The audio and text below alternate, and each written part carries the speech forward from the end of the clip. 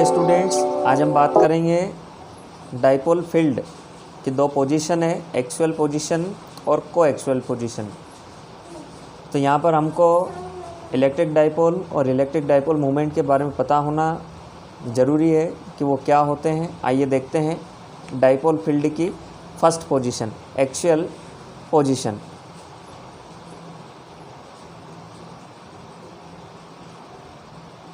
Actual position in dipole field, इसका हमको formula derive करना है। तो आइए पहले समझ लेते हैं कि एक्चुअल पोजीशन आखिर होती क्या है। एक्सियल पोजीशन या फिर इसको बोलते हैं हम एंड ऑन पोजीशन भी बोलते हैं। A line passing through the negative and positive charge of the electric dipole is called axial line of electric dipole. If the point of observation is taken on this line, then this situation is called axial or end on position. देखिए diagram के through समझाने की कोशिश करता हूँ मैं कि axial position होती क्या है। According to definition, axial position में हमारे पास लिखा हुआ है कि जो नेगेटिव और पॉजिटिव चार्ज होते हैं, अगर उसी लाइन पे हमारा जो ऑब्जर्वेशन पॉइंट हम मानते हैं तो उसी सिचुएशन को हम बोलते हैं एक्सियल पोजीशन। तो मान लेते हैं हम कि हमारे पास दो पॉइंट हैं जिसको नाम दे देते हैं हम ए और बी, और ए पे प्लस क्यू चार्ज है और बी वाले पॉइंट पे माइनस क्यू चार्ज है, और उनके बीच की जो डिस्टेंस है वो मान लेते हैं हम क्या है 12। तो आप देख सकते हैं कि हमारे पास दो पॉइंट चार्ज हैं, प्लस क्यू और माइनस क्यू चार्ज। ये हमारा एक इलेक्ट्रिक डाइपोल बन चुका है। अब according to definition axial position होती क्या है, a line passing through a negative and positive charge. आप देख सकते हैं कि जो लाइन कहाँ से होके पास हो रही है, ए और बी पॉइंट पे जो माइनस क्यू और प्लस क्यू चार्ज रखे हुए हैं। If the point of observation is taken on this line, अगर हम इसी लाइन पे अगर या तो इधर इस तरफ या फिर उस तरफ, दोनों राइट या लेफ्ट हैंड किधर भी ले सकते हैं, जो ऑब्जर्वेशन पॉइंट भी है जिस पर हमको इंटेंसिटी ऑफ इलेक्ट्रिक फील्ड निकालना है, अगर वो हम इसी लाइन पे लेते हैं तो उसको बोलते हैं हम एक्सियल पोजीशन। मैं इसको इधर बढ़ा देता हूँ इसी लाइन में। अगर हम यहाँ मान लेते हैं पॉइंट पी, जिस पर हमको जो कि एक ऑब्जर्वेशन पॉइंट है और हमको उस पर पॉइंट पी पर इलेक्ट्रिक फील्ड की इंटेंसिटी फाइंड करना है। तो ये हो गया हमारा एक्चुअल पोजीशन। अब हम मान लेते हैं कि जो पॉइंट पी है, ये मान लिया हमने कि ये एक इलेक्ट्रिक डाइपोल है जिसकी लेंथ क्या है 12, और जो माइनस क्यू और प्लस क्यू चार्ज से मिलके बना हुआ है। इसके सेंटर पॉइंट से आर डिस्टेंस पर एक पॉइंट मान लिया हमने ऑब्जर्वेशन पॉइंट पी, जिस पर हमको इंटेंसिटी ऑफ इलेक्ट्रिक फील्ड निकालना है। इंटेंसिटी निकालनी है कि प्लस क्यू चार्ज के कारण इंटेंसिटी क्या होगी और माइनस क्यू चार्ज के कारण क्या होगी। तो आइए देखते हैं डेरिवेशन। डिस्क्रिप्शन आपको लिखना है कि अकॉर्डिंग टू डायग्राम, देख के आप देख सकते हैं लिखा हुआ भी है। Let a be an electric dipole. आप बुक के डायग्राम में भी देख सकते हैं कि ए और बी जो दो पॉइंट हैं वो एक electric dipole consisting of charges plus q and minus q, मतलब जो दोनों plus q and minus q, यहाँ बुक में बाय प्रिंट मिस्टेक है, आप minus q and plus q बना सकते हैं उसको। Which are distance 12 apart and placed in a medium of dielectric constant epsilon r. मतलब ये जो पूरा सिस्टम है उसका जो डाई इलेक्ट्रिक मीडियम है, मीडियम ऑफ डाई इलेक्ट्रिक, और उसका जो कांस्टेंट है हम उसको एप्सिलॉन आर से शो करेंगे। We have to determine the electric field intensity at point P. हमको क्या निकालना है कि हमने जो ऑब्जर्वेशन पॉइंट पी लिया है एक्चुअल पोजीशन में, मतलब इसी लाइन पर डाइपोल का जो सेंटर पॉइंट है ओ, उससे आर डिस्टेंस पर एक पॉइंट पी माना है, उस पर हमको क्या निकालना है, डिटरमाइन करना है the electric field intensity at point P at a distance r from the centre of the dipole. ठीक है, अब हम निकालते हैं कि जो इंटेंसिटी होगी प्लस क्यू चार्ज के कारण क्या होगी, इंटेंसिटी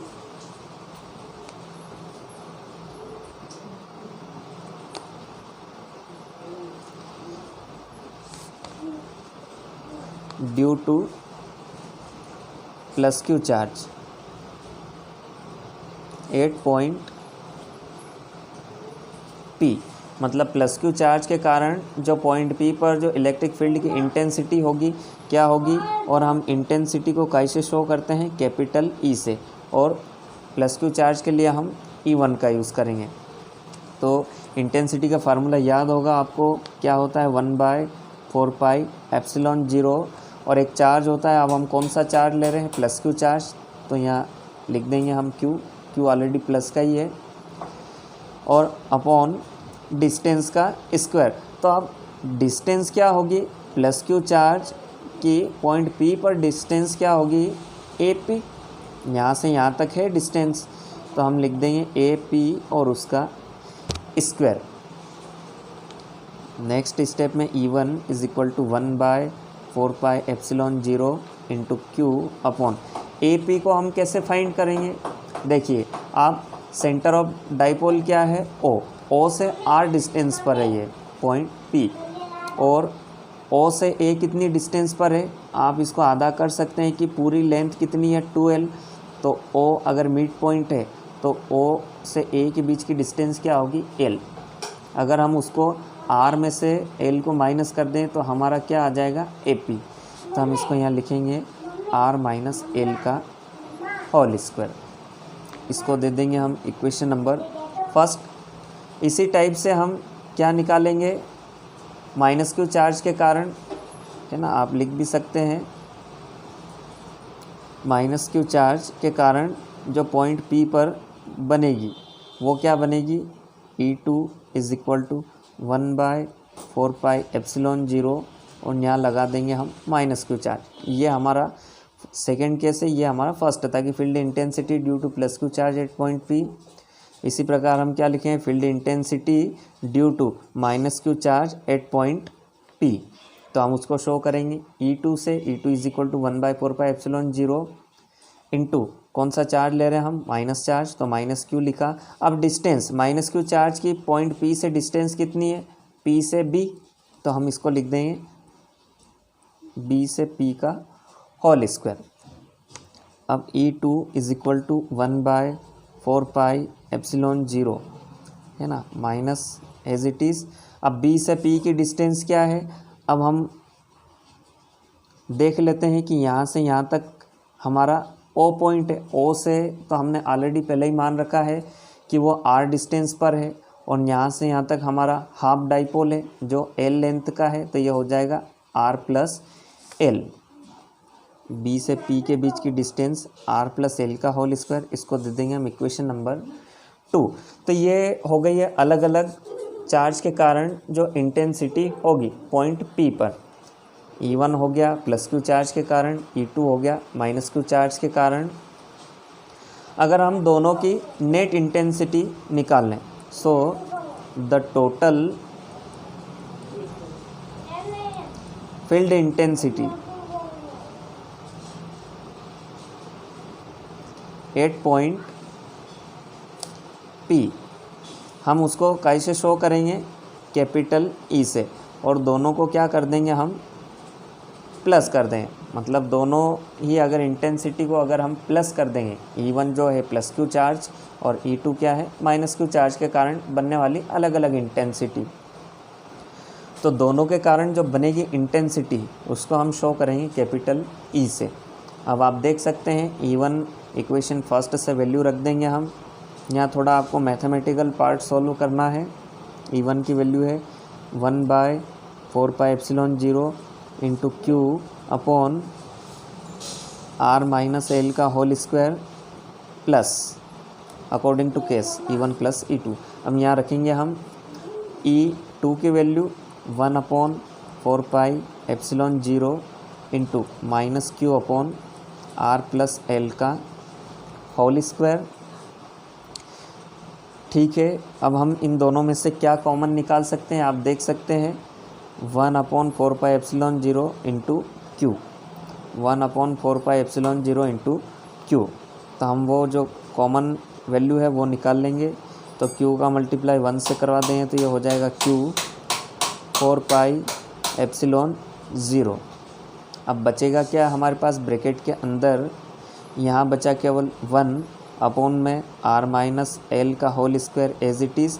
अब ये जो माइनस है इस प्लस से मल्टीप्लाई कर लेगा, हमने माइनस को कॉमन नहीं निकाला है, माइनस अपनी प्लेस पे ही है तो यहाँ मल्टीप्लाई कर लेगा तो ये हो जाएगा 1/r प्लस एल का होल स्क्वायर। अब ये थोड़ा होल स्क्वायर आपको सॉल्व करना है अकॉर्डिंग टू एलसीएम लेके, तो हम करते हैं सॉल्व। जो कॉमन है उसको चलने दो, 1/4πε0। अब देख सकते हैं आप कि दोनों जो फ्रैक्शन है उनका एलसीएम अलग अलग है, मतलब डिनोमिनेटर अलग अलग हैं, तो क्रॉस मल्टीप्लाई होगा। r प्लस एल के होल स्क्वायर का मल्टीप्लाई इस दर 1 से हो जाएगा तो ये हो जाएगा r प्लस एल का होल स्क्वायर, बीच में जो सिंबल दे रखा है वो, और इस 1 का मल्टीप्लाई हम इस r माइनस एल के होल स्क्वायर से कर दें तो यहाँ भी वही होगा, कोई चेंज नहीं होगा। अब नीचे दोनों एलसीएम का मल्टीप्लाई r माइनस एल का whole square into r plus L का होल स्क्वायर। नेक्स्ट स्टेप देखते हैं क्या बनती है, 4πε0। अब आप यहाँ पे a प्लस बी के होल स्क्वायर जो एल्जेब्रिक आइडेंटिटीज़ होती है आपने 6th 7th से लगा के 10th 11th या अभी तक पढ़ी होगी उसका यूज़ करेंगे। तो ये बन जाएगा r square plus L square plus 2rl minus का मल्टीप्लाई भी करते जाएंगे हम, यहाँ a माइनस बी के होल स्क्वायर का यूज़ करेंगे तो ये बन जाएगा हमारा प्लस का r स्क्वायर, तो माइनस का मल्टीप्लाई करें तो माइनस का r स्क्वायर, प्लस का एल स्क्वायर आएगा तो माइनस के कारण माइनस का एल स्क्वायर हो जाएगा। माइनस का 2a भी होता है तो a की जगह r है और b की जगह l है, तो माइनस 2rl आएगा, पर माइनस का मल्टीप्लाई करेंगे तो ये हो जाएगा प्लस। डिनोमिनेटर में हमारे पास दोनों ही ब्रैकेट की पावर 2 है तो हम एक ब्रैकेट लेंगे और दोनों की एक कॉमन पावर लगा देंगे, r minus L r plus L का होल स्क्वायर। आप देख सकते हैं प्लस माइनस वाले कैंसिल हो जाएंगे, 2rl क्या बनेगा 4rl, और नीचे a minus B a plus B का फार्मूला लग जाएगा तो ये हो जाएगा a square minus B square, मतलब r square minus L square का होल स्क्वायर इनटू ब्रैकेट हटा देंगे हम, जो कॉमन लिया वाला पार्ट है उसको लिख दो, q/4πε0 is equal to e। आइए देखते हैं अब क्या बनेगा, इसके आगे लिख लेता हूँ मैं ताकि आपको समझने में सुविधा रहे। अब हम इसको ब्रेक करेंगे, 4 को हम लिख सकते हैं 2 इंटू 2, तो ये बन जाएगा q/4πε0 into 2 into 2rl/r square minus L square का होल स्क्वायर। ध्यान से समझिएगा ये। अब इसके आगे मैं यहाँ कर देता हूँ नए पेज पे, देखिए e is equal to 2ql को हम साथ में ले लेते हैं, 2ql। अब 2ql को अलग ले लिया तो बचा क्या 2r, 2ql को हमने साथ में ले लिया, उसका रीज़न है अभी बताऊंगा मैं, 4πε0 upon r square minus L square का होल स्क्वायर। अब आपको याद होगा the definition of electric dipole movement, यहाँ लिख दो,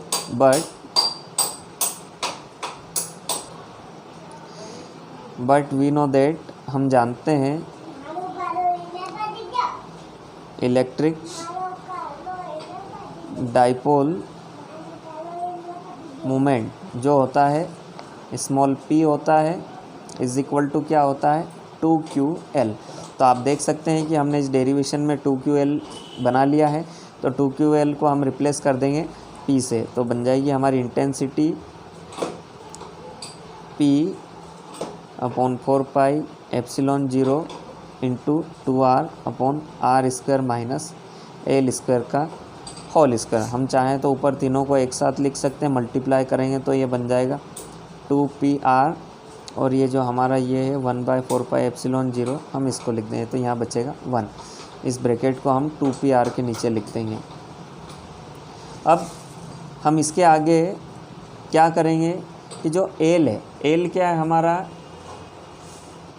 जो डाइपोल है उसके बीच की क्या है, लेंथ है। आप देख सकते हैं कि जो डाइपोल की लेंथ है वो क्या है, 2L डबल है, पर हमने उसमें से क्या लिया है, केवल हाफ, O से A के बीच का यूज़ किया है L। तो L क्या है, बहुत कम, पहले तो 2L ही बहुत कम होता है, इसलिए L भी बहुत कम होगा। सो L की अगर हम कंपेयर R से करें, मतलब L is less than R। क्यों? अगर R की तुलना में L क्या है, बहुत ही छोटा है। R क्या है, O डिस्टेंस से ऑब्जर्वेशन पॉइंट क्या है, P है, उसके बीच की डिस्टेंस क्या है, R है, और L क्या है, डाइपोल लेंथ है जो कि बहुत कम होती है। सो L इज़ इक्वल टू क्या ले लेंगे हम, 0 पुट कर देंगे तो क्या बनेगा, is equal to 1/4 pi epsilon 0 2P small r। L को हटा देंगे हम तो ख़त्म हो जाएगा L, केवल बचेगा R स्क्वायर और उसकी पावर 4। तो बन जाएगा हमारे पास 1/4 पाई एप्सिलॉन 0 2PR, और सॉरी 2 आएगा, पावर 2 है, तो पावर का पावर से मल्टीप्लाई होके क्या बन जाएगा, 4। तो एक पावर फिर कम हो जाए क्योंकि ऊपर R दे रखा है।